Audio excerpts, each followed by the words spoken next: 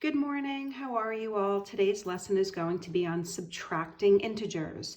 So we did 2 lessons on adding integers. First, we did this lesson where we started it all and I taught you how to add integers. Then I'm hoping you did this and you did it really, you tried it on your own with your own paper. So I hope you understand how to add integers. Now we're adding on to that and we're going to do subtracting integers.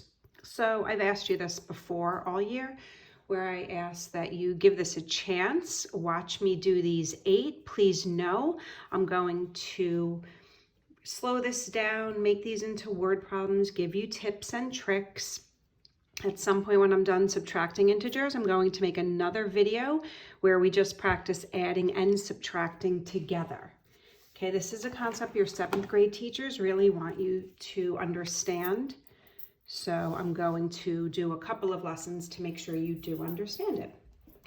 Okay, so I always make these into word problems, and here's some good news. I'm going to turn these subtraction problems, all 8 of them, I'm going to turn them all into addition problems. But you need to listen to my language as I turn them into a subtraction problem. So in elementary school, you did this, right? And you just did on the side, 52 minus 27, right? You did that. And you learned how to borrow. And your final answer was 25, right? That's how you did number 1. You're like, Mrs. Conlon, I know this. Okay. I'm going to show you another way to write number 1. I actually already showed you this in the addition problem. If I made this into a word problem, it would be, I have $52, I spend 27. I'm going to write this differently. Ready? I have $52 and I spend 27. I'm just putting those parentheses around the 27 just to identify it, right? I did this all year with making it into a package. So you need to know that this math sentence equals this math sentence, and I did this on the side. Okay, did the math on the side. Letting my little Daisy in, she's always in and out. Okay, so number 2, I hope you can tell, looks a little bit different. This is, I have $38, I want to spend 51. How do I do that as an adult? I use a credit card, right? I have a certain amount of money, I want to spend more than what I have, I put it on my credit card. Okay, I'm going to rewrite this. I always start with the same amount. I have $38 and I want to spend 51. This math sentence is the same as this math sentence. Now, good news, this is an addition problem, which we've been doing the past few days. We've been adding integers. So I take my larger absolute value, I subtract my smaller absolute value,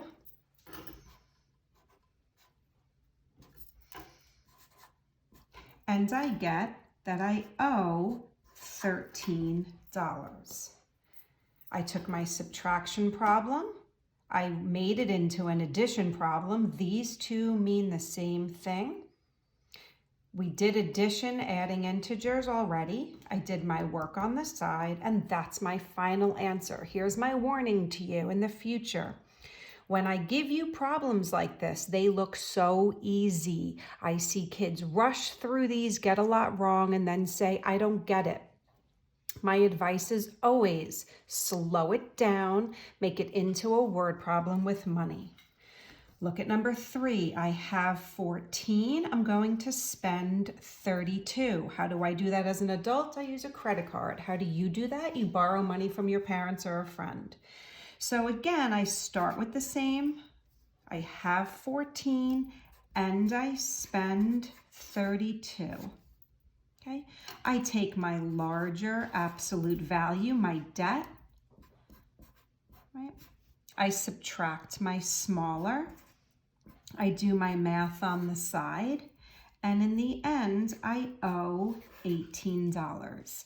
A lot of times kids will say to me, do I have to write this second line?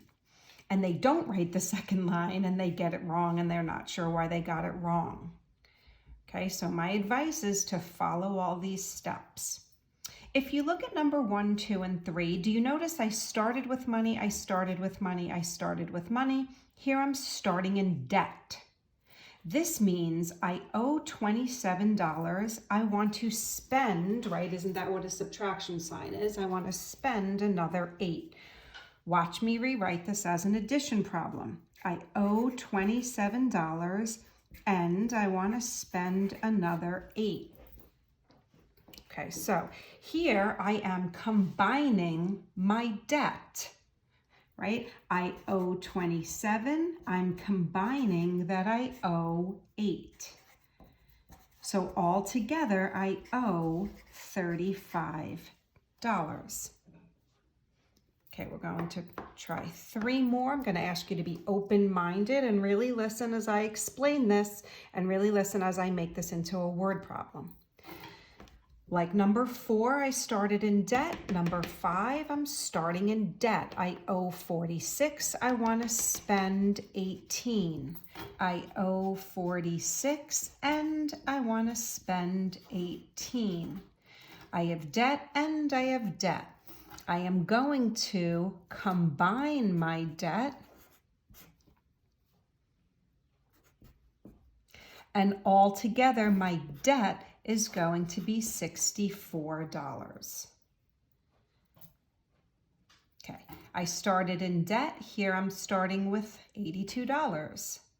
Always leave that first number the same. You always have what you have or you owe what you owe. Keep that first number the same. I have $82. I want to spend $107. And I want to spend $107. I borrowed. This is my larger absolute value. I'm going to subtract the smaller absolute value, and all together I owe $25. Okay, start with the same number. I have $78. I spend $93, and I spend $93. Okay, my larger absolute value minus my smaller absolute value. And all together, I owe $15. I've seen kids look at number 8 and say, I can do that in my head. That is so easy. The answer is 0. So you know me, I want you to prove it. I owe 18. I want to spend 18. And I want to spend 18. Oh, I'm spending 18 twice. Altogether, I'm going to owe $36. So I'm going to post not only this video, but at some point I'm going to post other people's videos from YouTube. So if you watch how I teach it, watch how they teach it, and practice, that should be helpful to you. Okay. If you want to rewind this video to the first page before I wrote all over this, maybe you want to do that and pause it and try these on your own and then fast forward to the end and see if you got it right. Have a good day. I miss you. Interested in seeing my dog again? Only Daisy. Ready, Daisy? Where are you? There you are.